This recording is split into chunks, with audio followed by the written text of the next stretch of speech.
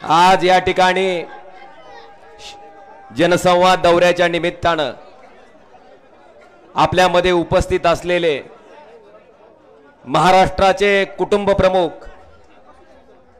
महाराष्ट्र राज्याचे मुख्यमंत्री असताना सुद्धा प्रत्येक माणसाला आपल्या कुटुंबातला सदस्य आपला कोणतरी वडीलधारी माणूस आपल्याला सांगतोय, ह्या पद्धतीची भावना प्रत्येक कुटुंबात निर्माण करणारे आदरणीय पक्षप्रमुख सन्माननीय उद्धवजी ठाकरे साहेब, या ठिकाणी मंचावर उपस्थित असलेले आणि खऱ्या अर्थानं साहेब दिल्ली पुढे शेपूट घालणाऱ्या प्रत्येक माणसानं तुमचा आदर्श घ्यावा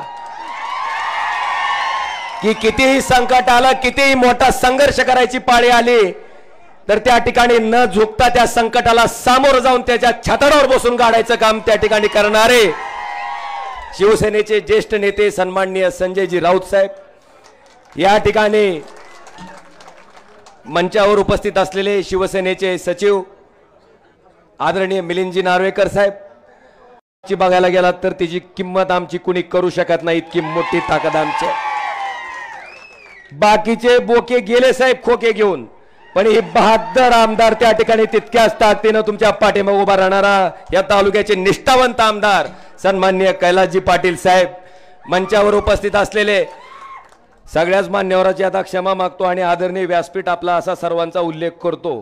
काय अडचण नाही की काटमोरे साहेब, नाहीतर उद्या एखादं जायचं अजून तिकडं असो. आता कोण जाणार राहणार राहिलं नाही. मला या ठिकाणी सांगायचंय साहेब, निष्ठा म्हणजे काय असते.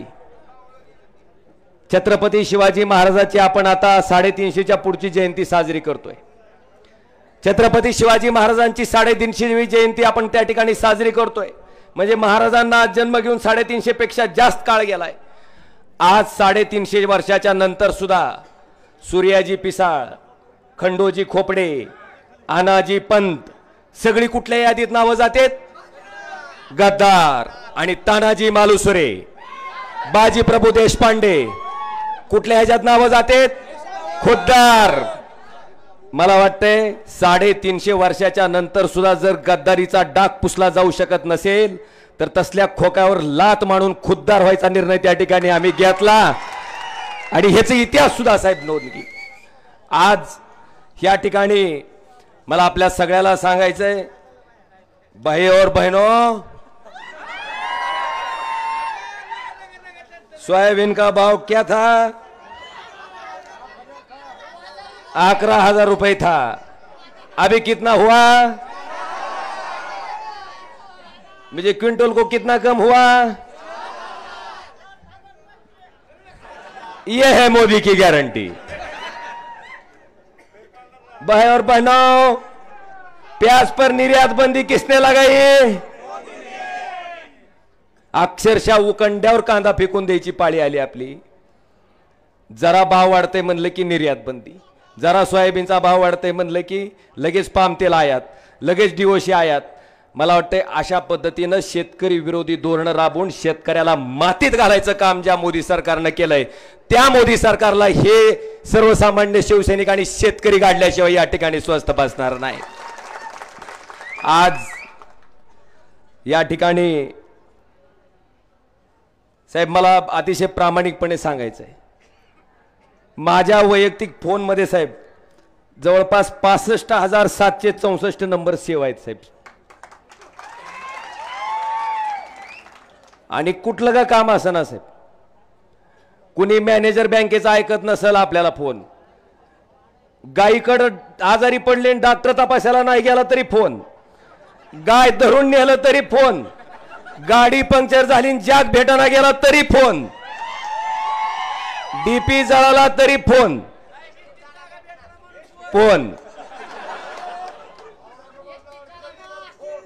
साहेब मला एवढंच सांगायचंय की ही कधी शक्ती निर्माण हो. आता सुद्धा गंमत सांगतो, तिथं शिवाजी पत्र्यापाशी उतरत होतो, पोलिसाला वाटलं असल्या कापडातलं कुठलं खासदार दिलं ढकलून मला पलीकडला. पण काय मला बी दिसलं नाही पोलीस, मी बी थोडं झटकलो, पण पुन्हा लक्षात आलं पोलीसच आहे नेमका.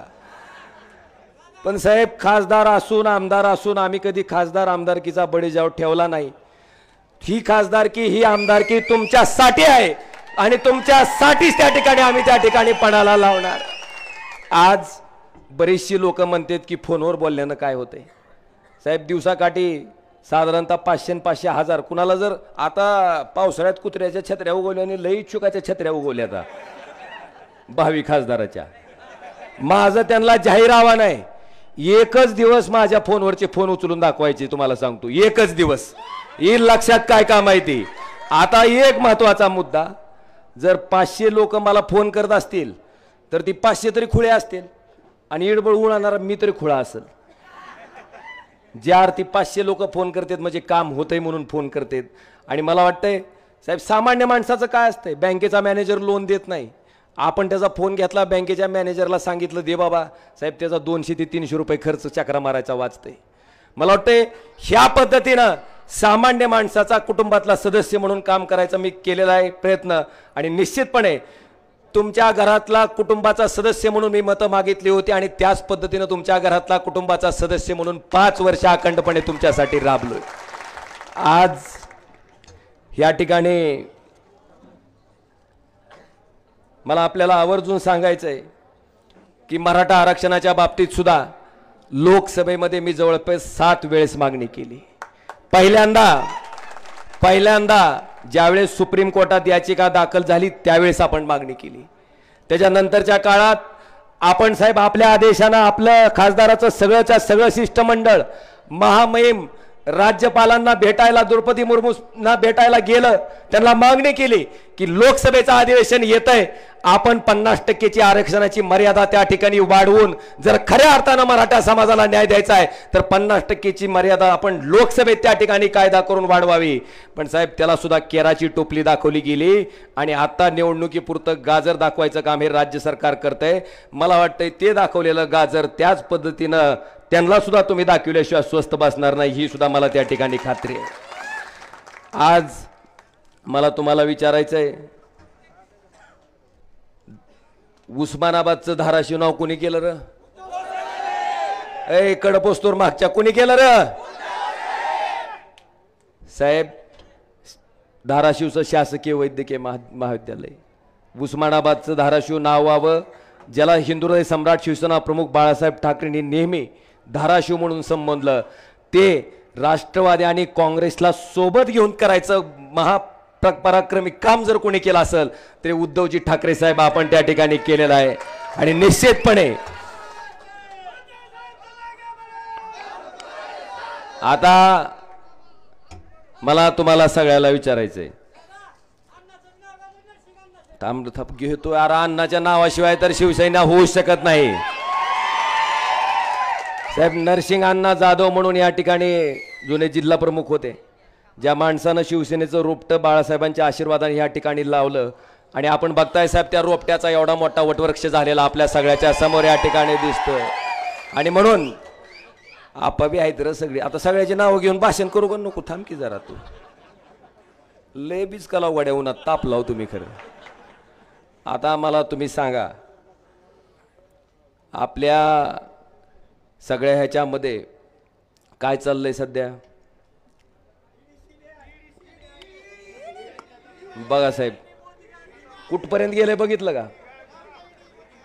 खुरपिणाऱ्या बाईला सुद्धा कळालंय, ईडी सीबीआयचं धाक दाखवून ज्यांनी साहेब काळी संपत्ती जमवली त्या बोक्याला ह्याची भीती दाखवून सगळं तिकडं घ्यायचं काम चालू आहे।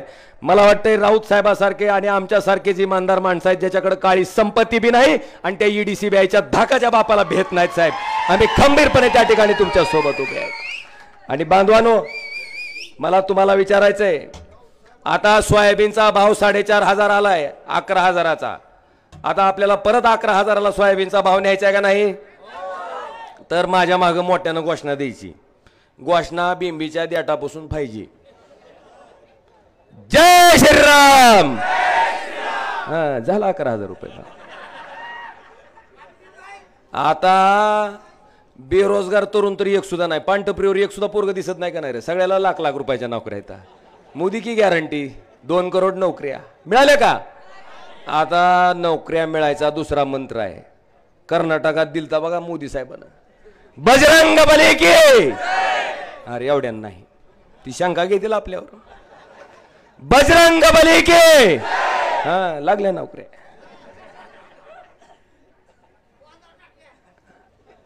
अरे हिंदुत्वाचं सर्टिफिकेट बाळासाहेब ठाकरेच्या शिवसैनिकाला असल्या फुडतूस लोकांनी द्यायची गरज नाही आम्ही हिंदू आहोत आम्हाला सांगायची गरज नाही तुझी पण पोटात आग पडलेले असताना शेतकरी मारला जात असताना आत्महत्या करत असताना तरुण युवक बेरोजगार असताना त्याच्या प्रश्नाकडे आपण लक्ष वेधलं तर आपल्याला काय म्हणते कळलं का नाही गणित बांधवानो ह्याच्या बाबतीत आता जागरूक व्हा विषय असंख्य आहेत बरेचसे विषय आता ह्या ठिकाणी बोलण्यासारखे आहेत आज आपल्या सगळ्याच्या माध्यमातून लाचारी पत्करलेली आहे अरे किमान तुम्हाला मदत करता येत नसेल विरोध तरी करू नका म्हणा एवढं तरी भान बाळगा म्हणा आज जेव्हा मराठा समाजाचा सामान्य कुटुंबातली लोक साहेब आपण बघितलं असेल अनेक शेतकरी असंख्य शेतकरी साहेब आत्महत्या करतात पूर्वी 10 एकर जमीन होती 10ची 5 झाली 5ची 2.5 झाली आता गुंट्यावर आलेली आहे अतिशय दयनीय परिस्थिती आहे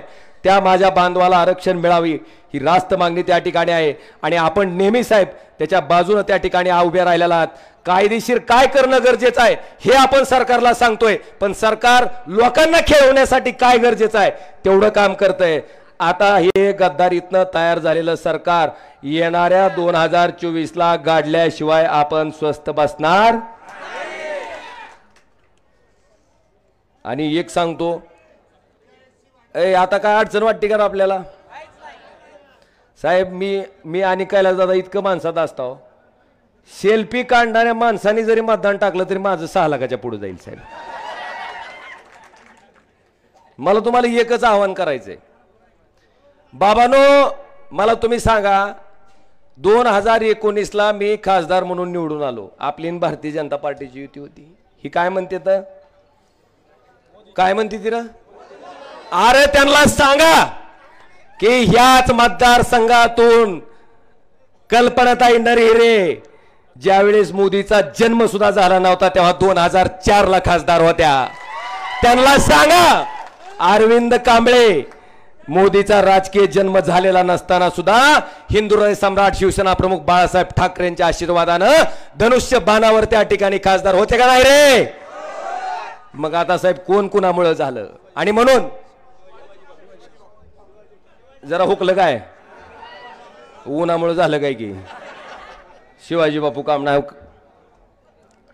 होते का नाही पण त्यांना सांगा रे जरा आता मला तुमच्याकडून एकच अपेक्षा आहे 2024 ला आपल्याला मी मागच्या वेळेस 1,27,000 मतांना काहीतरी निवडून आलतो पण बांधवानो मागच्या वेळेस जेवढ्या लीडनं निवडून आलो होतो आता आपण मोदीच्या विरोधात हो का नाही रे त्याच्यापेक्षा एक तरी मत आगाव मला तुमच्याकडून पाहिजे तरच बाळासाहेबाचा पट्ट्या म्हणून मी त्या ठिकाणी सांगेल आणि मला खात्री आहे की आपण इमानदारीने जर काम केलं असेल तर जनता सुद्धा साहेब इमानदारीनेच त्याची फेड करते आणि निश्चितपणे आम्ही आपल्याला विश्वास देतो साहेब असली गद्दारी किती जरी झाली असली किती जरी बोक साहेब आम्हाला लक्षात येते तुमच्या वेदना साहेब आमचा ग्रामपंचायतचा एखादा सरपंच केलेला माणूस फुटला तर आम्हाला रात्रभर झोप येत नाही साहेब साधा ग्रामपंचायतचा सरपंच केलेला 40 लोक साहेब कोण पांटप्रियोर होतं कोण रिक्षा चालवित होतं कोण कुठं काय काय करीत होतं साहेब अशी माणसं सगळी मोठी बरं नुसती मोठीच नाही